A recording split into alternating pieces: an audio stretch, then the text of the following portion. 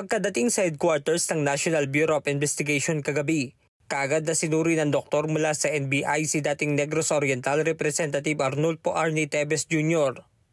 Okay naman po, nabigyan siya ng kaukulang pansin naman ng doktor ng NBI at nandun din po yung kanyang pamangkin na doktor din po. Matapos ito ay kinuhanan na ito ng fingerprint at mugshot bilang parte ng booking process.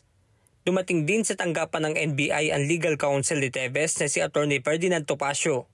Aniya, hindi siya pinahintulutang makapasok sa Villamor Air Base kaya hindi niya kagad nakita ang kanyang kliyente. Pero binigyan naman siya ng pagkakataon na makausap ang kanyang kliyente. Inasistihan din ni Atty. Topacio ang nanay ni Teves na dumating din sa tanggapan ng NBI na matagal na ring hindi nakikita ang kanyang anak.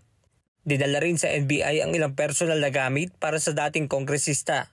Ayon sa NBI, matapos sa mga proseso na pinagdaanan ng dating kongresista ay pagpapahingay nila ito at saka dadalhin sa korte.